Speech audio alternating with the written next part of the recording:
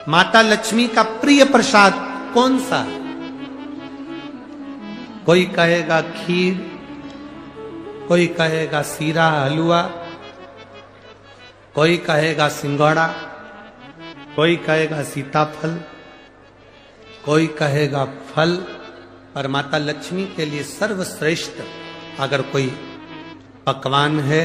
माता लक्ष्मी के लिए अगर सर्वश्रेष्ठ यदि कोई भोग है, अगर कोई ने लक्ष्मी जी को शहद का यदि भोग लगाया है तो उसके घर में कभी गरीबी नहीं आ सकती, वो उन्नति की ओर बढ़ता है।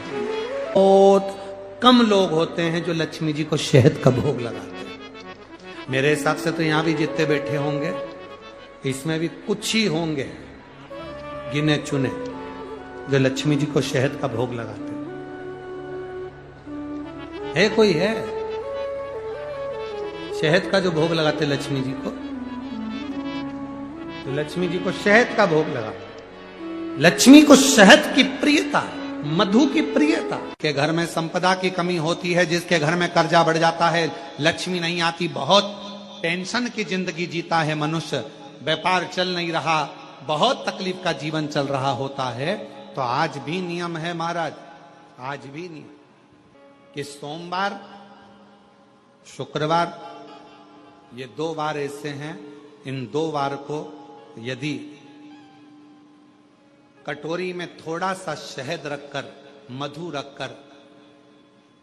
यदि लक्ष्मी जी का स्मरण किया जाए और माता लक्ष्मी जी का स्मरण कर कर एक लाल पुष्प उस कटोरी के सम्मुख में माता लक्ष्मी का नाम लेकर रखा जाए और बाद में वही शहद, वही मधु और वही पुष्प सोमवार का दिन और शुक्रवार के दिन लक्ष्मी का पूजन कर कर, स्मरण कर कर, दूसरे दिन शुक्रवार के दिन पूजन करें, शनिवार के दिन उस मधु का, उस पुष्प का विसर्जन करें, सोमवार के दिन पूजन करें लक्ष्मी जी का स्मरण कर कर, और मंगलवार के दिन अगर विसर्जन करें, 5 या 7 सोमवार या शुक्रवार को यदि आप मधु का भोग लक्ष्मी जी को लगाना प्रारंभ कर दें, शिव का नाम स्मरण कर कर, तो उसके घर में कभी संपदा की कमी नहीं होती, लक्ष्मी उस संपदा को बढ़ाती है। और हम तो यहां तक कहेंगे, प्रयास करो, अगर आपके घर में छोटा सा शिवलिंग विराजमान है, आपके घर में अगर छोटा सा शंकर जी का शिवलिंग है, छोटा सा शंकर भगवान का शिवलिंग है, या आपके घर में कुबेरेश्वर धाम का कंकर है, और आपके घर में यदि शंकर भगवान का शिवलिंग है, या सीहोर का रुद्राक्ष हो, या शंकर भगवान का शिवलिंग हो, या कंकर शंकर हो, तो निवेदन है जहां पर भी शिवलिंग आपके घर में विराजमान है, अगर छोटी सी कटोरी में एक बेलपत्र को आप नीचे रखिए, छोटी सी कटोरी उस बेलपत्र के ऊपर रखकर उसमें थोड़ा सा मधु, शहद, शंकर भगवान की साक्षी में शिव जी के सामने अगर शुक्रवार की शुक्रवार रखना प्रारंभ कर दो, धीरे धीरे संपदा की वृद्धि अपने आप होना प्रारंभ हो जाए। मधु, देवी भागवत का यह प्रसंग है,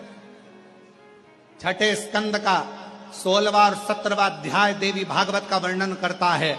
मां लक्ष्मी पृथ्वी पर आ गई, रात्रि को देखा कहीं स्थान नहीं, एक बूढ़ी के स्थान पर, बूढ़ी के दरवाजे पर जाकर विनय करी, शहद मधु पाने को मिला, वर दे दिया, मैं तुझे वर देती हूं, तेरे घर में कभी संपदा की कमी नहीं आई। तूने मुझे मधु दिया है, तूने मुझे शहद दिया है। 56 भोग दीपावली के दिन माता लक्ष्मी को लोग लगाते हैं, ढेरों सारा गुजिया, पपड़िया, बर्फी, चक्की, मठरी, खाजे, पपड़िया सब लक्ष्मी जी को भोग लगाते हैं।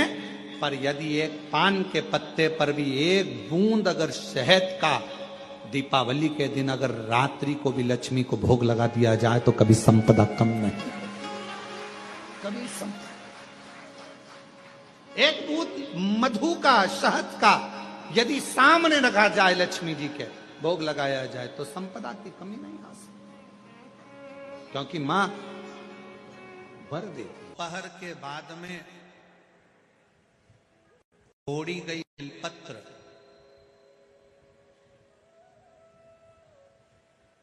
दोपहर के बाद अगर हम बेलपत्र को तोड़कर शंकर भगवान को समर्पित करते हैं तो शिव उसे स्वीकार नहीं करते। फूल सूर्य की किरण निकलती है, प्रकाश थोड़ा सा हो जाता है, थोड़ा सा उजाला हो जाए और रात्रि सूर्य अस्त के पहले पुष्प को हम तोड़ सकते हैं,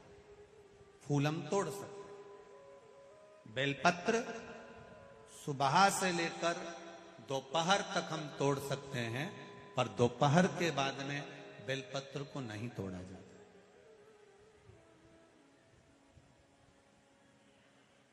चतुर्थी, अष्टमी,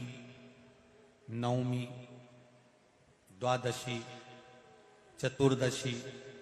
अमावस्या, पूर्णिमा, संक्रांति, ये ऐसे पर्व हैं जिस दिन बेलपत्र को नहीं तोड़ा जाता। चतुर्थी, अष्टमी, नवमी, द्वादशी, चतुर्दशी, अमावस्या, पूर्णिमा, संक्रांति, ये वो पर्व है जिस पर बेलपत्र को नहीं तोड़ा जाता। पुरानी बेलपत्र 1 महीने पुरानी भी रखी है। पुरानी बेलपत्र मंदिर के बाहर भी अगर निर्माल्य में उतरी हुई बेलपत्र किसी डलिया में पड़ी है, बहुत सारी बेलपत्र अगर किसी ने ले जाकर निर्माल्य को कहीं ले जाकर पटक भी दिया है मंदिर के कोने में, वहां से बेलपत्र उठा लो, उसको धो लो, साफ कर लो, वापिस ले जाकर महादेव को चढ़ा दो, वो स्वीकार कर लो।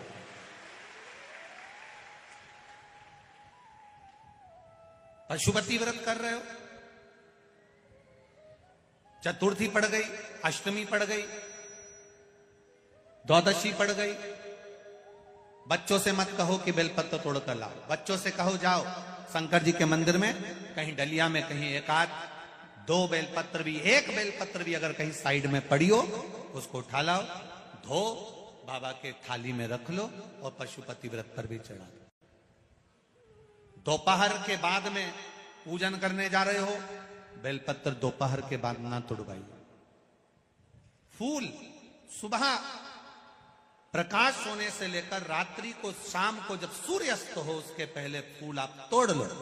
मना नहीं है, दिन भर का समय आपके पास है, पर रात्रि में फूल नहीं तोड़ा जाता। शंकर भगवान पर समर्पित कोई प्रसाद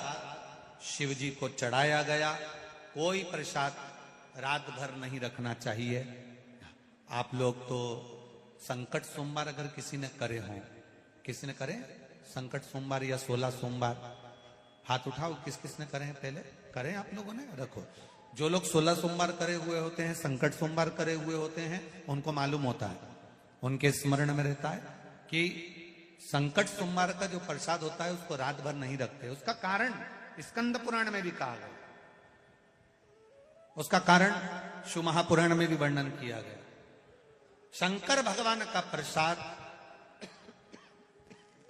शिव जी का प्रसाद, अगर जितना जितना अंधेरा बढ़ते चले जाता है, जितना जितना रात्रि होती चली जाती है और दूसरा दिन अगर लग जाता है, तो उस प्रसाद पर आपका हक नहीं रहता, उस प्रसाद पर फिर चंड का हक हो जाता, फिर उनके गणों का हक हो जाता है, फिर आपका हक समाप्त।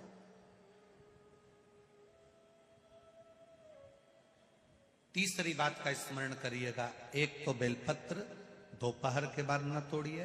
दूसरा पुष्प रात में ना तोड़िए,